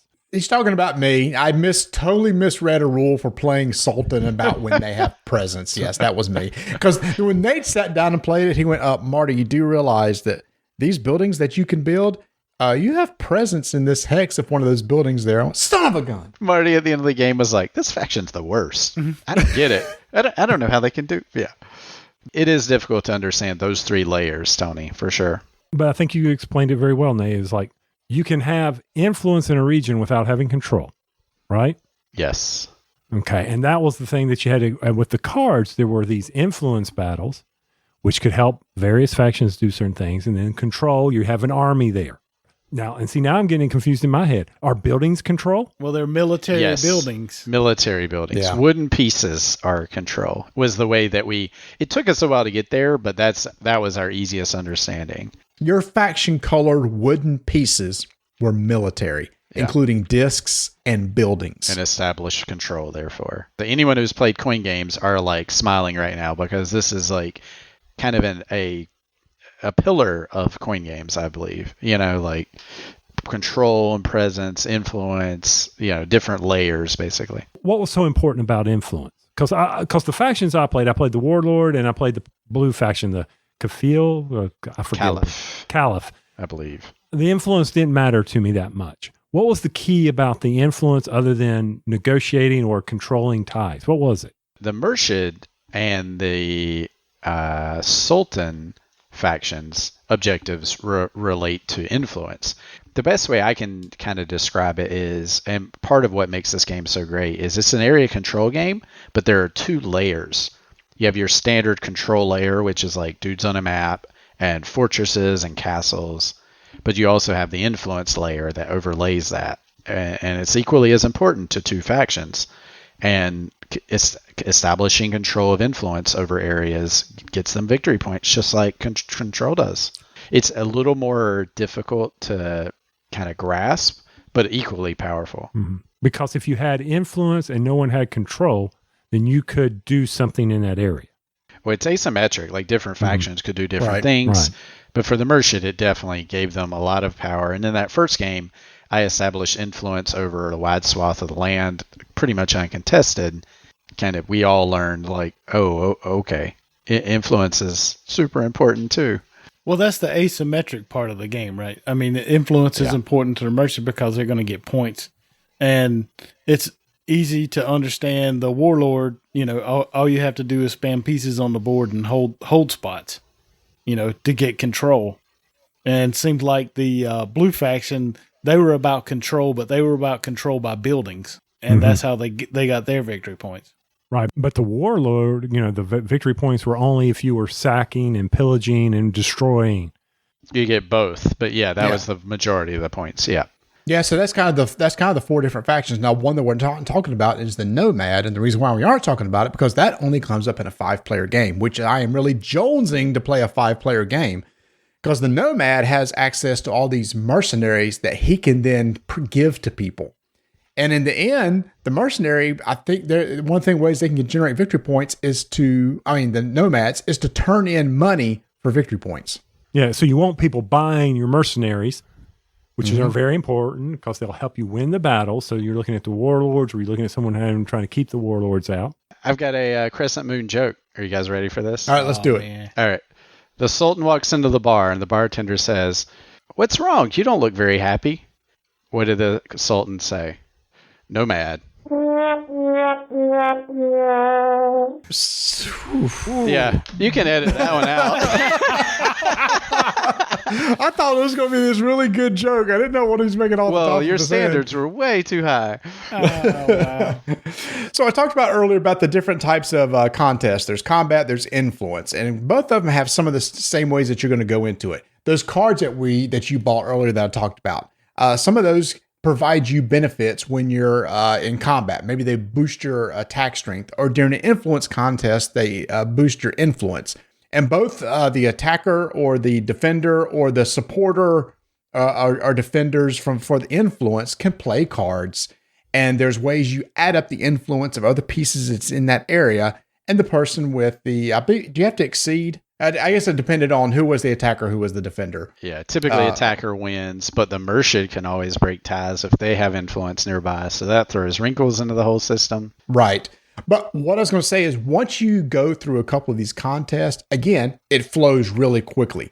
And it's very deterministic. The only thing you really don't know is what does my opponent have in his hand of cards that could help them. I also liked some of the cards too, in that some of them were like, I'm going to call them instants. You play them and then they go away. But some cards, when you play them, they're on the table. And when you use them, you tap them.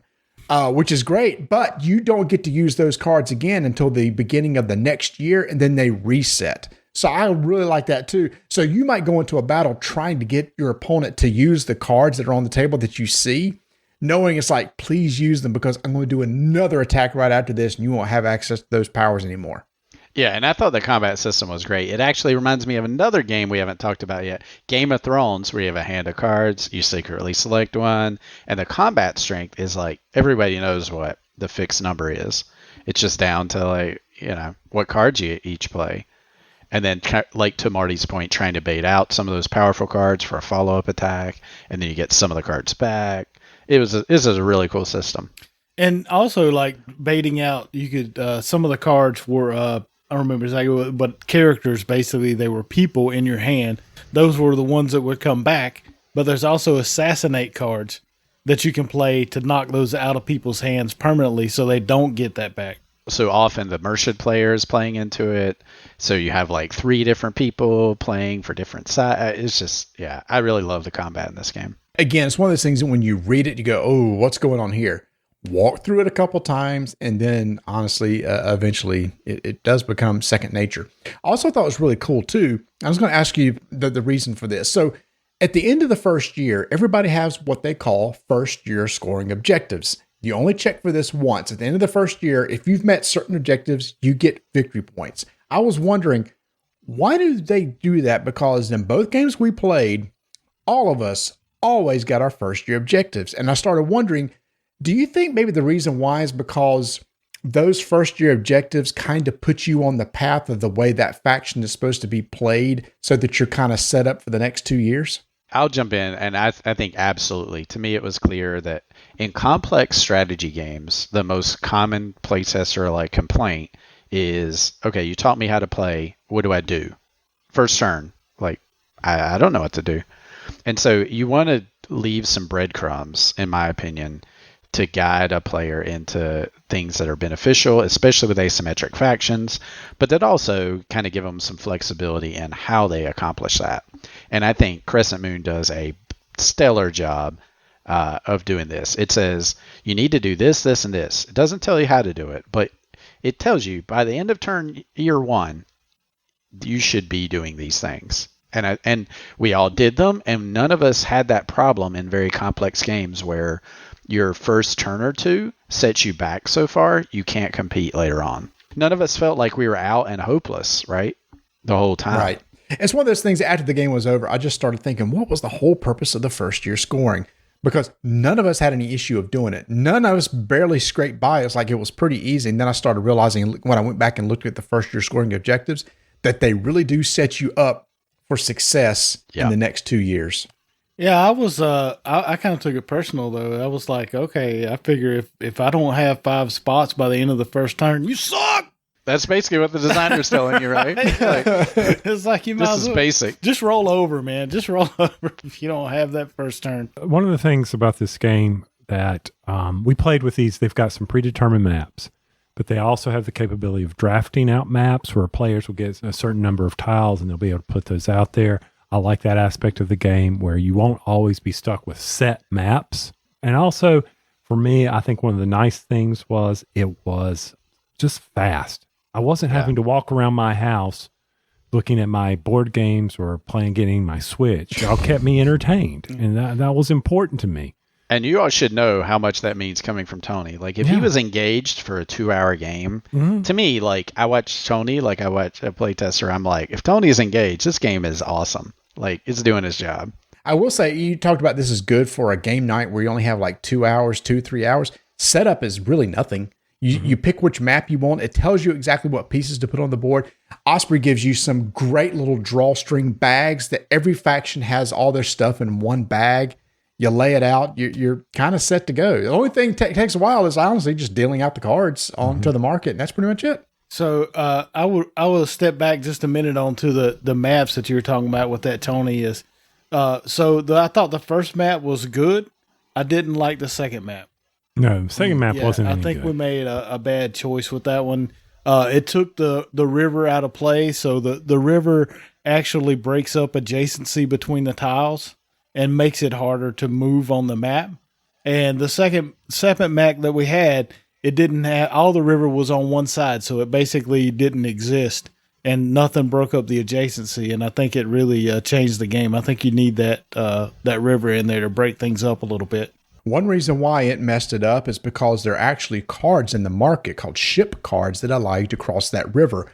Those cards had no value at all, so they were clogging up the market. Yeah. And also to Tony's point, I would be, if we play this, hopefully when we play this again, I want to draft the map. So that calls back to TI, right? Yep. Drafting a map and placing hexes out. It's almost like you can start to feel like these designers took some of the best parts of all these games that we love and cobbled it into this little 2-hour thing, which I'm here for it. But yeah, the drafting the map hexes and having modular maps is so cool. And in fact, I talked about how small the map was. On a 4-player game, the map size is only 13 tiles, 13 hex tiles. That's not a lot. I hadn't thought of it, but Small World actually, it makes me feel like Small World, where I can't get away from you guys. You're on top of me, and the interaction is like knives in a telephone booth almost. It's very tight. And I can't stress enough the fact is there is negotiations. If you're going to play this game, come in playing talk to people to help you out. Hey, dude, look, could you help me out here? Especially the mercy. That's what they're all about. You know, it's like, it could be, look, please don't come over here. Do not come attack me. Can't you see what this person's getting ready to do over here? We need to work together towards that person. Again, that reminds me of Cuba Libre, because you could see when one person was starting to run away from it, the other three factions go, okay, we got to reach out and pull this guy back down to us. And I think the same thing happens with this game. And the game relies on that too, right? Like, you need to be able to recognize who's kind of ahead or who has a dominant position, try to knock them down. And also you have to negotiate with folks. And so that might be a good point, is like people who don't like those kind of games that have negotiation or where you have to knock the leader down to size and it relies on the players to balance the game almost. You know, if you don't like area control games like that, you're not going to like Crescent Moon. And I talked about the scoring. I do want to emphasize too that after every year there's a scoring round. So every round you're going to be scoring. And every round, you're going to be constantly looking at your faction sheet. So how do I get points? There are lots of ways to get points. There's primary ways to get points. There's secondary ways to get points. And you're just going to try to do the best you can with those. Also, all victory points are face down. So unless you're really good at counting what other people get, you really don't know how you're going to do till the very end of the game. So here's a question for everybody. I loved this game so much. I can't stop thinking about it. I want to play 5-player so bad. We need to get our buddy Bert together and play the 5-player game and see how this works. Root has been one of the hottest games in years. It continues to sit there on top of the BGG hotness. It's going to get compared to Root. If I was to put both those games in front of you right now, which one would you prefer to play? I would play Crescent Moon. Reasons? Mainly because I think I know how to play all the factions in Crescent Moon, and I'm not sure I know how to play any of the factions in Root. Okay. I think Mark's onto something. I'm not. I like Root a lot, but I'm not sure why. But that game feels harder to learn than Crescent Moon, and feels longer than Crescent Moon. I don't think it's that much more interesting. Like, I think they might be equal interesting. Crescent Moon might be easier to learn and might be quicker. If you compare those like apples to apples like that, I would take the quicker and easier to learn one. Yeah, and the quicker gameplay also would play into that. Yeah, play it quicker than Root. I also feel like Root lacks a little bit of the multiple layers of area control like Crescent Moon does. It does some different things with asymmetry. I really like what Cole Worley did with Root, but he definitely kind of, I think, got rid of some of the complexity of coin games that Crescent Moon necessarily doesn't. One thing I do like, I think I like combat better in this game than Root because of the dice rolls in Root. Yeah. That's just another random thing that you have to deal with in combat. Like I said, in combat here, aside from what, you may not know what is in your opponent's hand of cards. Well, you might. Again, if you can keep up with people been buying, you might know what's in their hand and make kind of a good idea. It's like, well, if I go into the battle with this person, I think I got a good chance of winning. Whereas in Root, it could come down to a dice roll. Yeah, I like playing the play. Like, we had a few key combats where it was like, is Marty going to play the siege engines or not? And you're playing the player at that point. It's down to who can bluff one another the better or strategize better. I don't know. It was much more interesting to me. Tony, would you not pick up your Switch if we played Root? I think you do. Well, if I pick up my Switch, I can play Root on my Switch. That's true. 2 games of Root at one time. And I'm not saying this is a Root killer by any means. Nobody said, oh, Marty, you're just saying. No, I do think if Root wasn't around and this came out, I really think it would take everybody by storm. I think it's going to be compared to Root a lot to the detriment of this game. And I hope that's not the case because I too would probably prefer this over Root. Yeah. And to be fair, they're pretty different. Like, theme is very different, right? This is more akin to Coin or Cuba Libre. Like we played most recently, and we even compared the factions like almost on a 1-to-1 basis with Cuba Libre, which was hilarious. That's right, because the Sultan I kept saying was it's green, which is like the Syndicate in Cuba Libre. In the Syndicate, you want as many casinos open as possible. In the Sultan, you want to build as many towns and cities as possible. You don't care whether you have it. You don't care whether you have influence. You just want them there because they generate money. But the thing is, like the casinos in Cuba Libre, if had control there, they would get money from your buildings. Right. So you got to be careful. It's like, crap, if I put a building here, they're going to benefit from it, too. Y'all have got to teach me how to play Cuba Libre. Oh, you haven't? I forgot you haven't played. No. I'm sorry to pour salt in the wound. No. I need to learn, though. I need to learn. So if Tony will have us back to his place, that's a perfect... He's got a perfect location to set up Cuba Libre and pray. I've now taught it several times. I think I got it down now. Actually, Nate could teach it now too. So, and we have some more minter cheese and ham sliders and some lemon cheese. No, we can't. We can't have minter cheese because Nate doesn't like minter cheese. So we're not. That's right. He so got over do it. that. Yeah. I tried it. As we start wrapping this up, I will say this. This is pretty impressive. The designer, Stephen Mathers, this is his first game. Wow. Oh, that is. Yeah. I'm clapping right now. I don't want to ruin your audio, but I am impressed. That's coming out of the gate hot right there because I went and looked at, so what else has he done? According to BGG, this is the only game he has credit for. Unreal. Oh, wow. Oh, I'm sorry. Way back in 98, there was one called Ancient Empires. So he hasn't done one in a very long time then. Never mind. So negatives for this game. A negative for me, I did feel like the card market got, even though it did rotate out, I felt like it got clogged with some cards, and it was, I don't want to say expensive at times, but I don't know. I needed influence cards, and I didn't get them. I was sitting there going, okay, I need me some influence cards. That's the only thing that I felt was kind of let me down a little bit while I was playing this game. Everything else, top notch. I don't know if y'all felt that way. Right. Well, and I agree with you because I played the Merchant in the second game, and the card market, and I don't know if it was, because we had those ship cards in there we couldn't use, but the card market just didn't seem to go the same way for me as it did for Nate in the first game. Because I remembered it one time I looked out on the card market and I was like, man, there's 6 purple cards out of there. That's over half of what we have out there. And I only had like 2 or 3 purple cards out at any given time. And it really made it tough for me to play the faction and be in a position to negotiate with people to get the victory points like you're supposed to do when you're playing the Merchant. I think I only ended up getting 1 card in the whole game that gave me a advantage on influence. So to me, that made it really rough. By not being able to get those cards also hampered the economy because, like we said, when you buy my faction card, I get the money.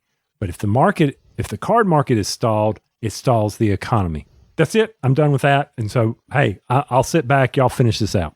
No, I think that's a good point. That the randomness of the card market, and then the fact that it doesn't refresh, like it refreshes kind of automatically, but only the bad cards that are not purchased, like the last couple slots cycle every year.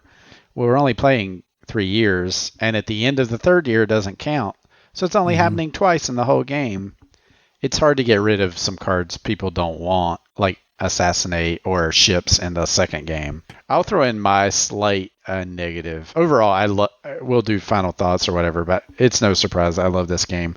One of the slight negatives for me is it's kind of coupled with one of the main positives. As Marty mentioned, you only get 12 actions in this game. This game plays very quickly because of that, but it doesn't give you a lot of room to explore or to jockey for position. So as you guys found out, yes, I won both games, but I won by being super focused, and every action, gave me victory points and counted. I didn't have time to spar with Mark over here if it didn't give me victory points. This reminds me a lot of TI.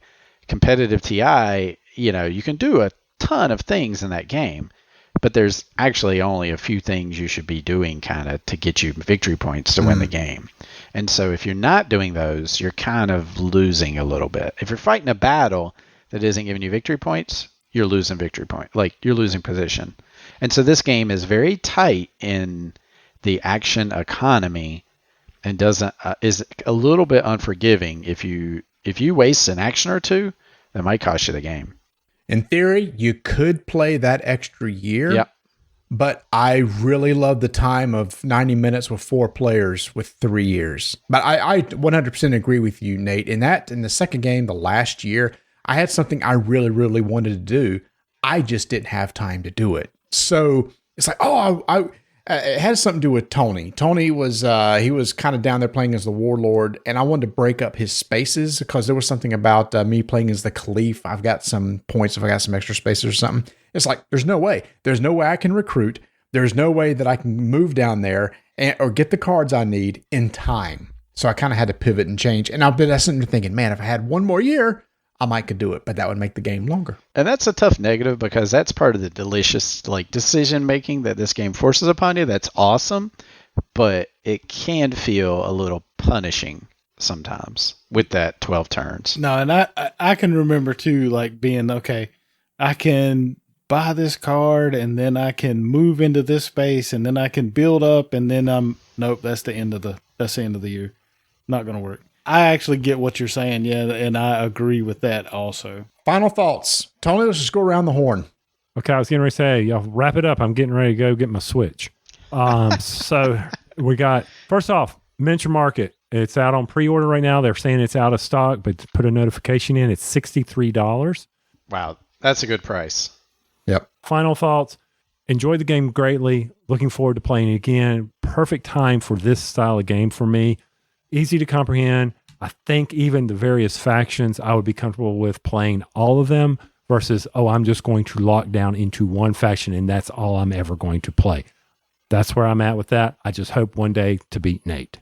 Nate? So for me, Tony asked the question, what does this game do differently? And I'm not sure it does any one particular thing differently, but what it does do is combine some of my favorite parts of all the games that we've mentioned before into one nice, concise package. And it has that quick play time. I can play it on a weeknight. It combines the best of Chaos, maybe not the best, but some really cool parts of Chaos in the Old World, Cuba Libre, Game of Thrones, PAX Premier. It's just got a smattering of awesomeness, and I love it. It's great. I want to play it again. For me, it's always play. If someone walks in and they're like, "Hey, I'm ready to play Crescent Moon," I'm ready to sit down at the table. I am looking forward to trying it with a 4-year, 5-player variant. I want to give that a shot, and I will sit down and play it as long as I'm the warlord.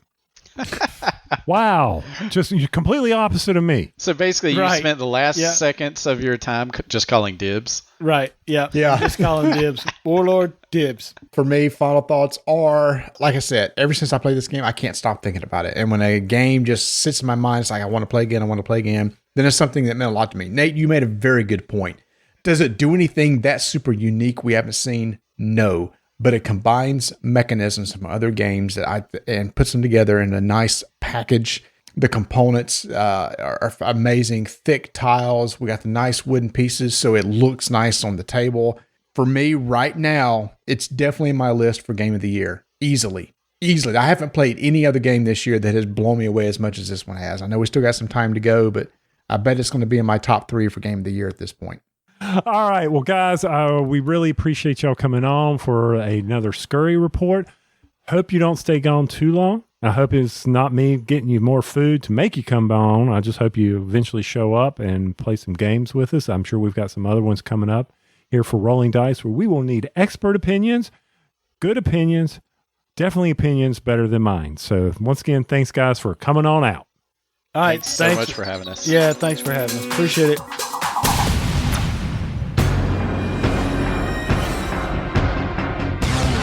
Five-minute initiative begins in 3, 2, 1. My game of the year in 2019 was Lost Ruins of Arnak. I love so much about that game, Tony.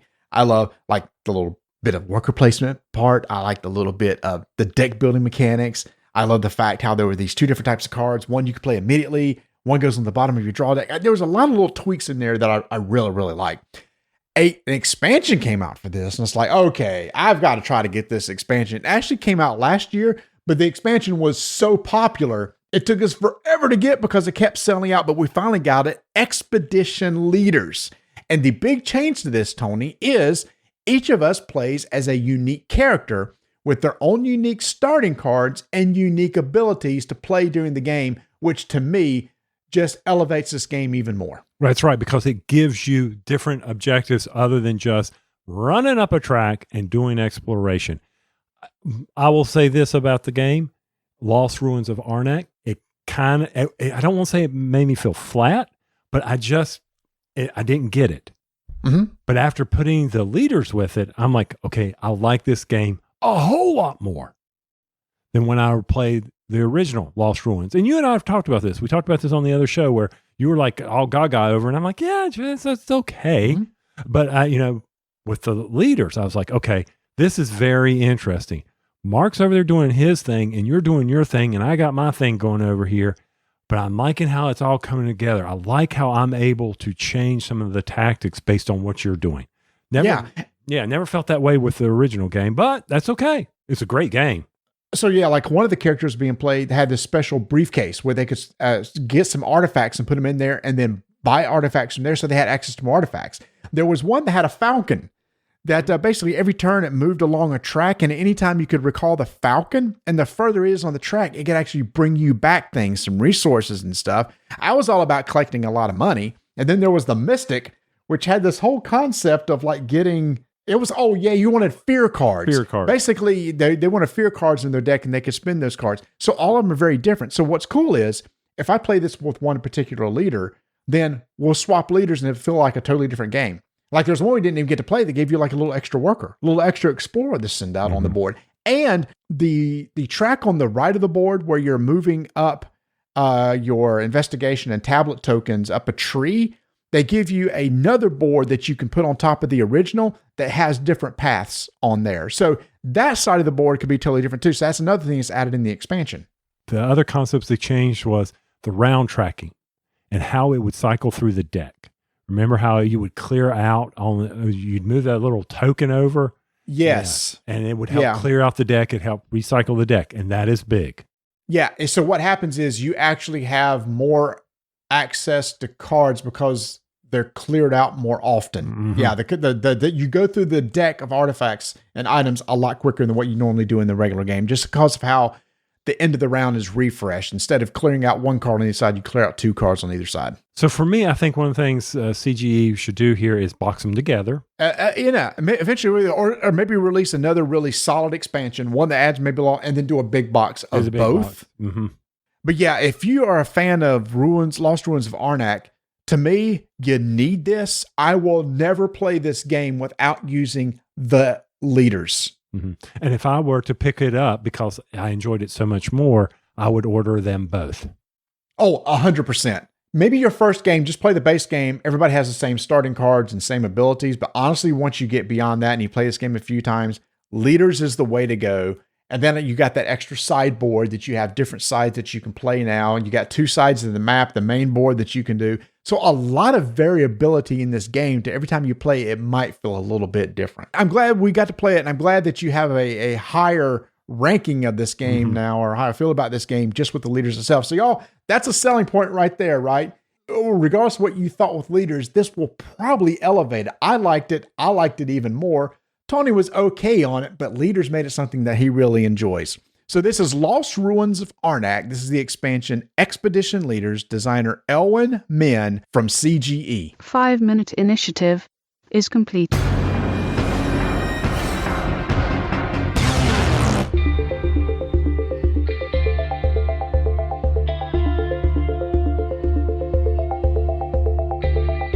If you are not heading over to miniaturemarket.com every day like me, that is part of my routine, Marty, where I am every morning. I check my various feeds to see the news that I want to see what's happening in the world, see what's impacting the power grid, and what's on sale at Miniature Market.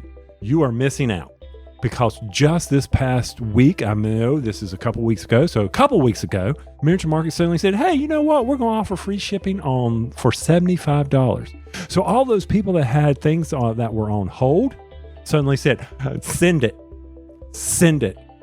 And I was like, brilliant. I'm over there. What can I need? What can I get for $75? What can I get for $75? Oh, man. Oh, there's 80% off on tabletop minis. Now we got the superhero sale. Sales are constantly going on. You don't know what's going to hit the miniature market. We don't know. We've asked. They said, we're kind of like you guys. We fly by the seat of our pants over here. He's not kidding, y'all. We've actually asked, look, let us know what sales are coming up so we can promote them. We go, we don't know. We can't give you enough advance notice to even know what this is going to be, which I just love. I know. So what are they doing? So right now, like their main screen is full of magic stuff, constantly changing. And if you are not going for the board games, if you are not going to the daily updates right underneath board games, you don't know what came in. Get those notifications came on. I received a few notifications of games that just came in. We talked about Lost Ruins of Arnak. They got it in stock, but they only have a few copies. Get over there. People are going crazy over this game called Ark Nova. Get your notifications on. They've got the pre-orders ready to go. Head over to miniaturemarket.com for all your board gaming, supply, accessory, collectible miniatures, role-playing. They got it all. That's over at miniaturemarket.com. Tony, you probably never really got into this, but like at Walmart and Target back in the Lego section, they have these little blind packs of Lego figures. Did you ever get into buying any of those or anything? No, I did not, because I really very seldom went back there. Sure. So here's the thing. Having 3 sons who are all big into Legos, they became a standard stocking stuffer. So every year, Vanessa would get a stocking stuffer of the latest set. So they come out with these sets all the time. Again, they're like $6, $7 for a little bag, and it's a blind buy, and then you have a little figure that you put together. Like, for example, this past Christmas, she got each of us a Looney Tunes one. They have different theme sets. Well, it was just announced that coming out on May 1st, so it's out now, they're coming out with Lego Muppets. And there's a Statler and Waldorf. So now the quest is on, baby. Where do you buy them? Target, Walmart. Really? Yep. They're usually like hanging on like an end cap or something. Little small bags, maybe 3x5, 4x4, something like that. Little bags that you rip open. Or the smart thing is just to wait till they show up on eBay and buy them there, because it'd be cheaper than buying bags hoping you get the right one. But I may buy one or two, because here's the thing. All the Legos that they have, I'm interested in. There was none I would turn away, and there are 12 different ones. So, see, I will quest this too, because first off, Swedish Chef, yes. Ralph, yes. Honeydew, yes. Would you say no to any of those? I wouldn't. I was never a big fan of Gonzo. I like Gonzo, but of all of, no, I would not say it's the Muppets. Come on. Okay. But yeah, they pick the highlights. I mean, I don't see Dr. Teeth in there, but Janice and Animal are in there. Yep. So and Ralph. So you got 3 from the band. So right now I'm on the Walmart.com site, and it says I can go to Walmart right now and pick them up.